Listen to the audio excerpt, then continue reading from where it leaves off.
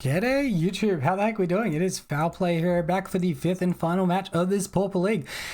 League started really well with the 2-0 and a couple of savage matches against Faeries and Mardu. Now we're on the play here, mulliganing to 5, and we're going to have to keep this. This is pretty reasonable though. We can bottom a Forest and a Cartouche and keep Test and Training 2 mana, Creature and Mask, which, honestly, that's a pretty good 5.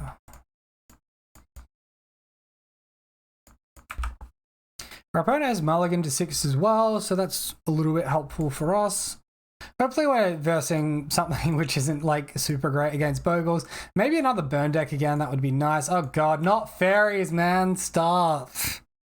I don't want to verse this shit anymore. This is so annoying. Alright, well, so Test and Training, no attacks, does not seem great. We need to resolve First Strike or some Power and Toughness before we can attack, so this seems a little bit brutal, really. Plus side is the opponent scratched to the bottom on both cards. And we hit our mana for Mask. I guess if they only have Spell Stutter Sprite, we might be able to get past their counter magic effect, or maybe they just like greed for ninjutsu. I guess we can wait and see. Alright, so it looks like our opponent is holding up Counterspell Effect here. Let's offer up the Cartouche's Solidarity. If it resolves, that's fine. If not, Ancestral Mask is good for next turn. Looks like our opponent wants to deny the white mana here. I think that's perfectly reasonable. Maybe we should have led on Mask and guaranteed the Cartouche. That might have been a touch better. The Cartouche plays well into Moon Circuit Hacker as well. Less so Ninja of the Deep Hours though.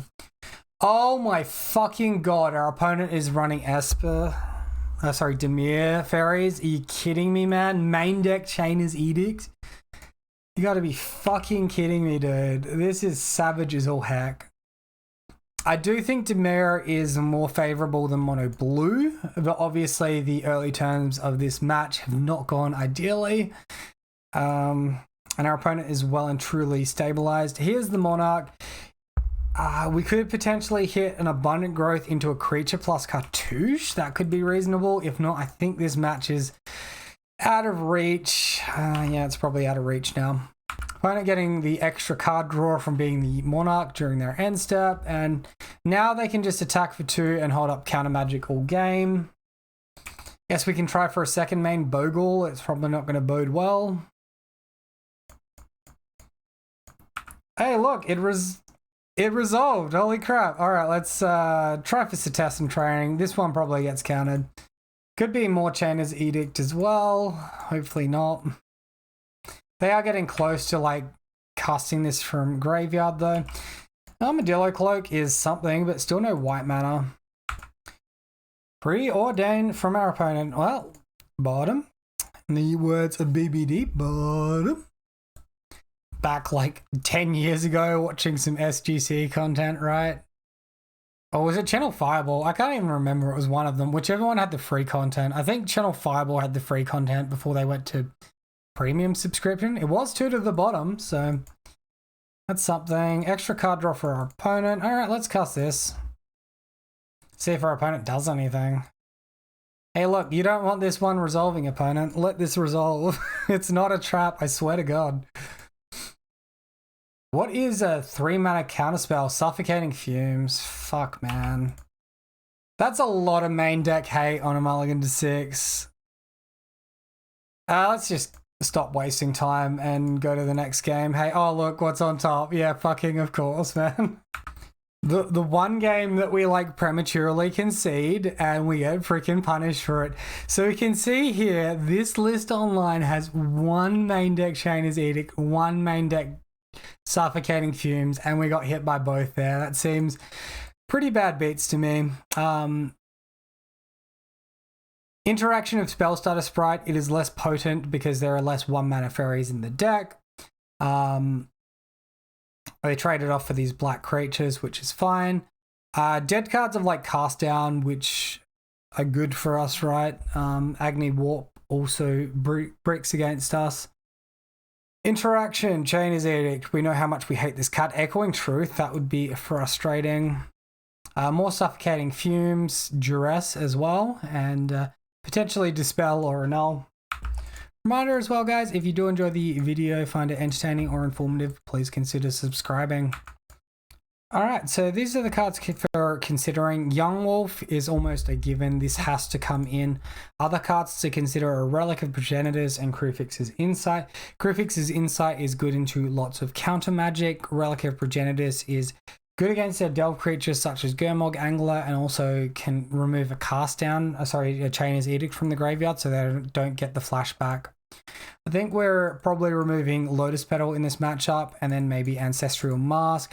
I think this is reasonable. We might be a little bit short on white mana, but I think it's fine. We just have to keep a good hand that actually has access to white.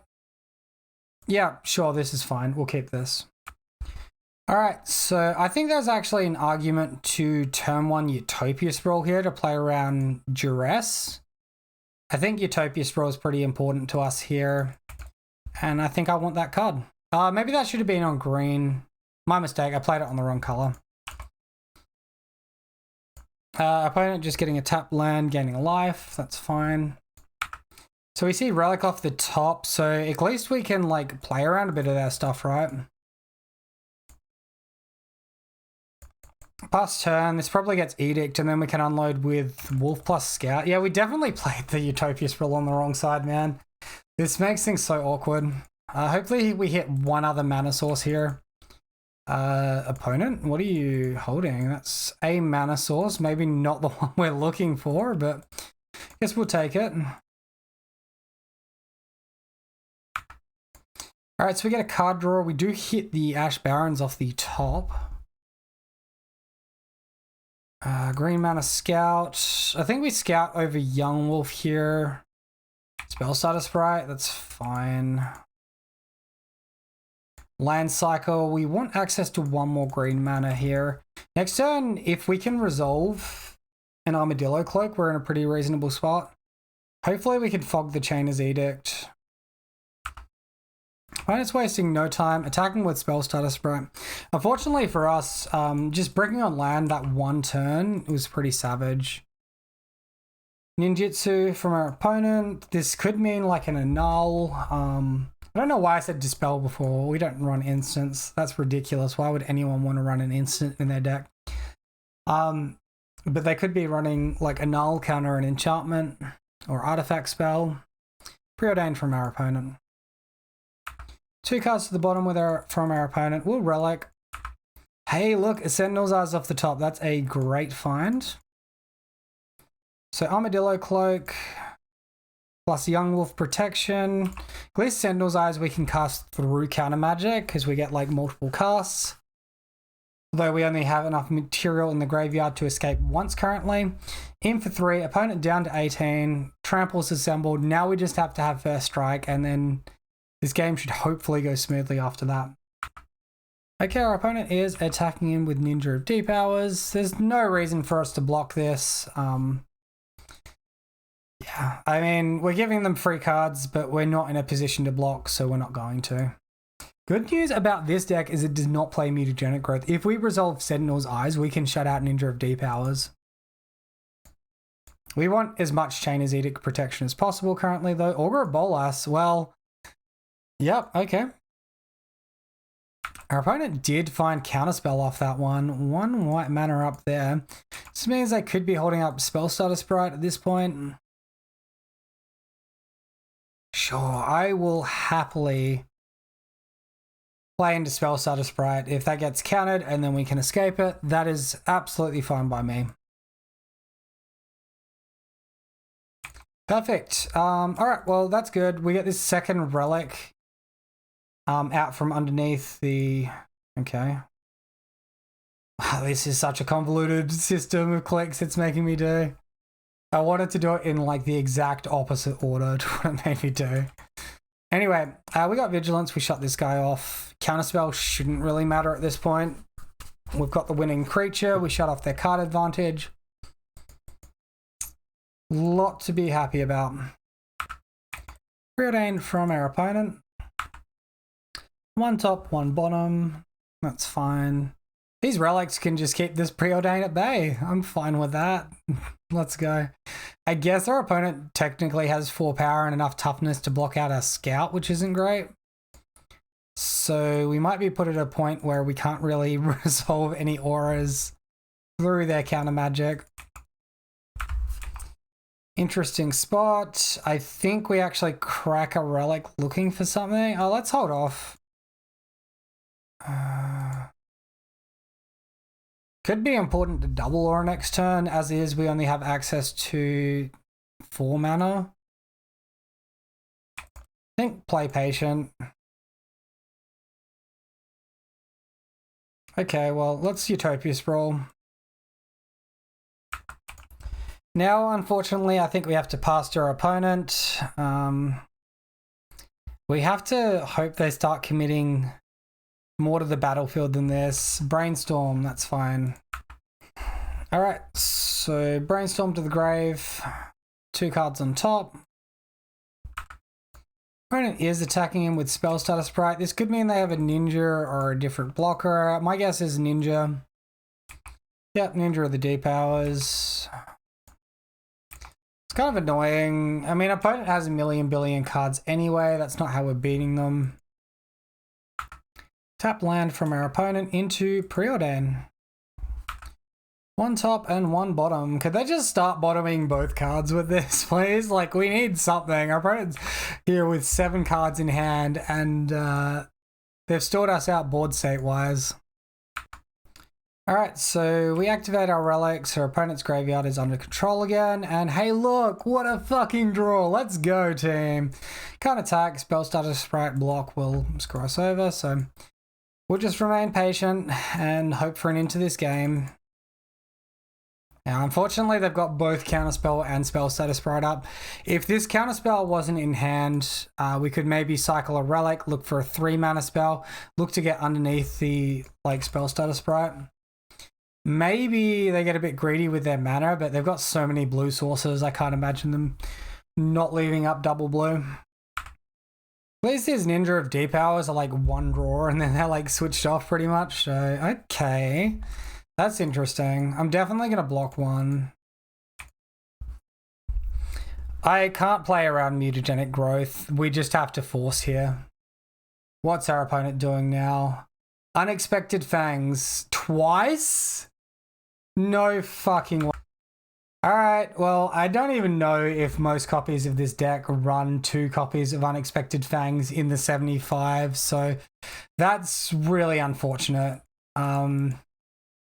I don't think it's correct to play around that. Obviously, we're blown out a bit, but, shit happens. Alright, let's draw a card with Relic. Hey, look, nonsense. Let's draw a card with our other Relic. More nonsense. I mean, at least Cartouche is good. We're doing this so that we can get Sentinel's Eyes back from the grave and try to rebuild on our Young Wolf. Obviously, none of this is ideal. Did we get life gained from Armadillo Cloak then? That seems odd. Seems like some spaghetti goat happened just then. Yes, I'd like to use the white mana I just tapped to cast Cartouche Solidarity. Thank you, game. Alright, no cast down effect. That's good at least. It's not nothing. And we've got first strike down. So we lose our trample, we lose our lifelink, but this Young Wolf is going to be really good into these ninjas. Spell Starter Sprite, sure. Whatever. Maybe I should have Sentinel's Eyes first. Maybe I made a mistake here.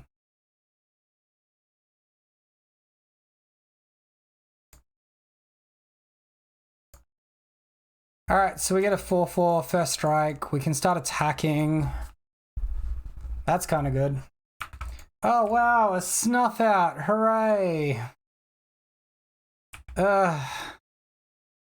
How freaking annoying, man. You're really keeping in Snuff Out against a Bogle deck when you have heaps of fucking Chainer's Edicts and Suffocating Fumes and discard in the sideboard.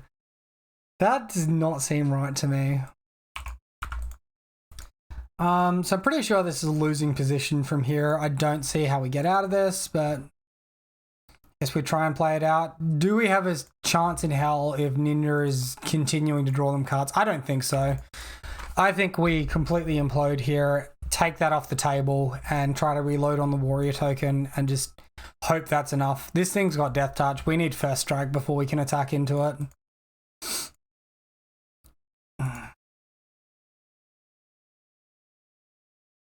Hey, look, more like irrelevant draws off the top. Well, yeah, it's a bit of a miserable one, really, but what can you do? Diabolic Edict as well as Chainer's Edict. This guy just hates Bogles decks. Every card in his sideboard, all 15 of those cards are Bogle hate cards, apparently.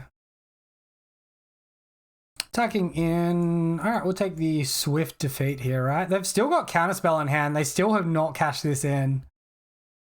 Absolutely insane. All right, well, we wait until a better opportunity. All this extra card draw from the Monarch as well. This game's so far gone.